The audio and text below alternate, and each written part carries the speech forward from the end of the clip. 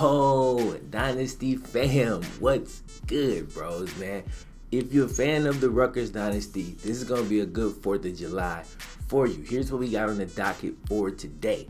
I'm going to have, first off, we're about to find out if we made the Natty. Chances aren't great, but we're about to do a deep dive right now into which bowl game we're going to be playing in. Do we make the Natty? Do we not make the Natty? And then also, we're going to be looking at the season stats and going deep dive into the stats and kind of how the guys who are coming back are positioned for next year. Of course, we got those recruits coming in. After that, a little later in the day, you're going to get the actual bowl game. And then a little later in the day, you're going to get the actual off season. So Rutgers Day, we getting it in. Let's go. Just posted a quick poll up on Twitter. I don't even know if people are awake, man. Deshaun Watson wins the Heisman. All right, so no national championship. We are in the Rose Bowl, man, but a 13-0 season, bro. We're number 3. Beautiful thing. We didn't have the hardest schedule in the land, and so that's what can happen. If you don't have the hardest schedule in the land, you can go undefeated and not make the Natty. We already know this. But we're going to be taking on Texas A&M, man. 10-2 and 6-2. Sean Wheeler takes the Chuck Bendary. That's what I'm talking about, bro. Sean Wheeler also takes the Nagurski, which means he also has the Thorpe. Give it to me.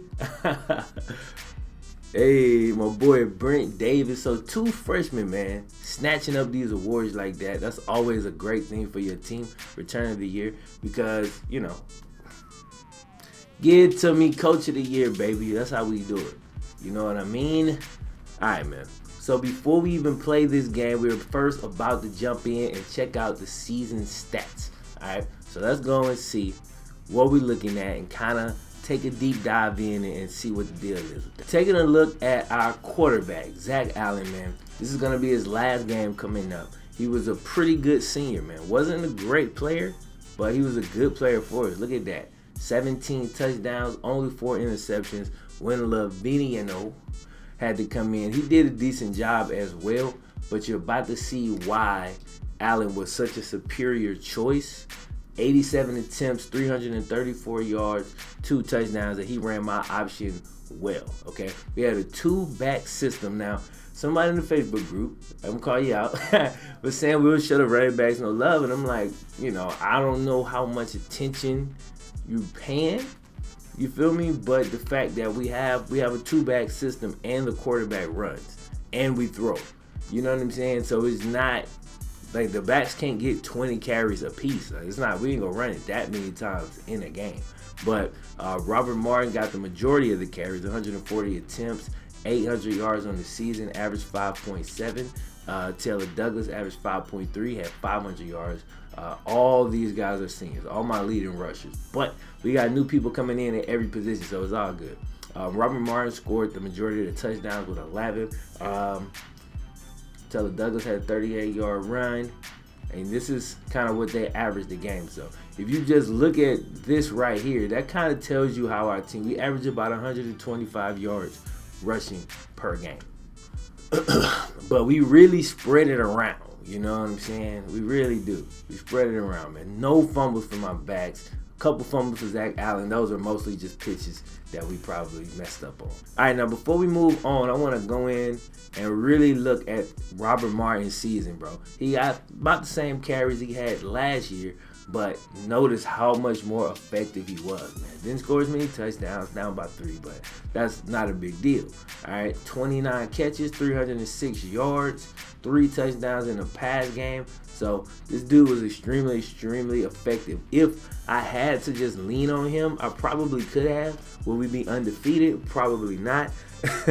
Because, and it's not a knock to him, it's just we'd be hella one-dimensional. You feel me? So Taylor Douglas, cornerback, who also came over and played running back for me.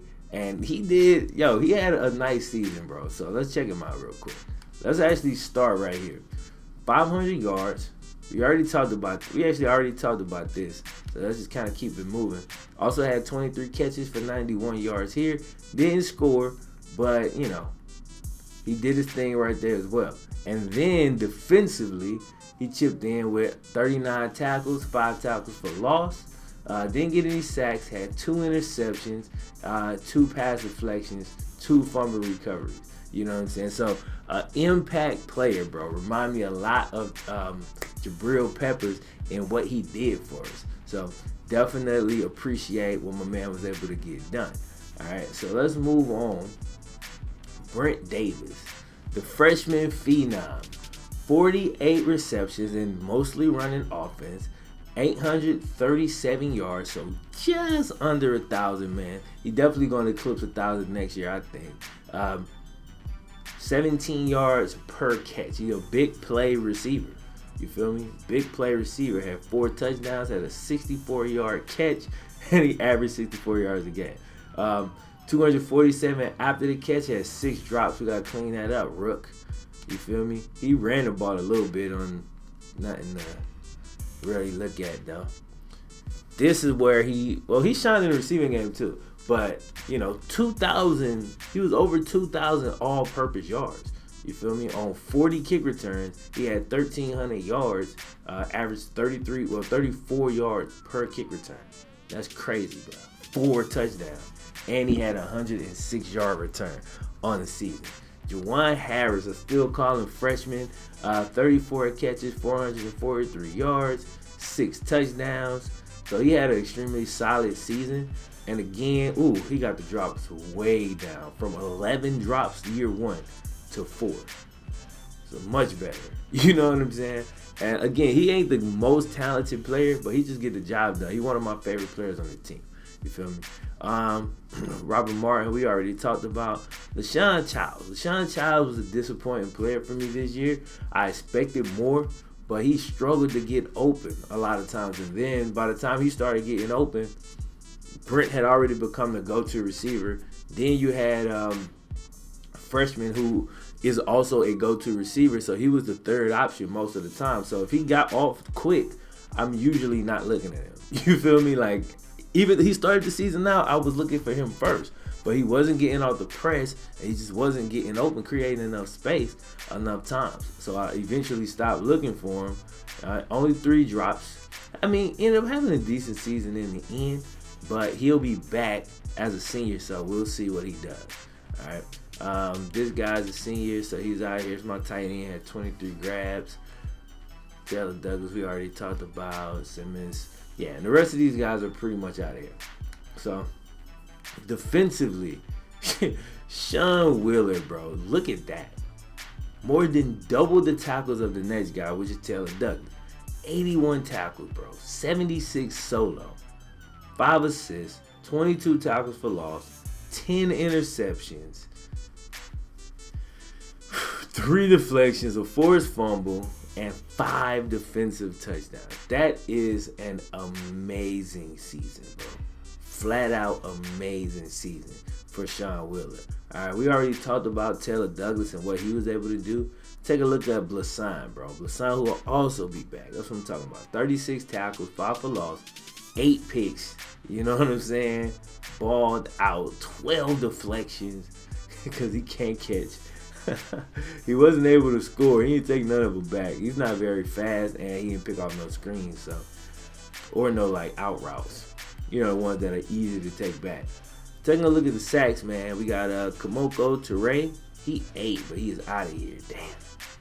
Senior, out of here. All right, Clayton Najee coming back. Okay. All right, we got a little bit of something coming back. Let's see what else we got. Let's go take another look at these picks. Warden did a real good job, and Warden coming back. I thought Warden was a senior. He's only a junior, man. That's money. All right, Anya's out of here. Anya had 2 picks and played well. Hester's coming back. Ooh, Hester. I don't know where you're gonna play it next year. We're gonna find a spot for you though. We'll find a spot for you, man. Yeah. All right, we looked at sacks already. I wanted to take a quick peek at deflections. Nobody had more than 1 forced fumble. Taylor Douglas had 2 fumble recoveries. And defensive touchdown. I mean, Sean Wheeler's just MVP. Like, all the way around. You know what I'm saying? I'll take a look at my kicker real quick, man. Because my kicker had a hell of a season.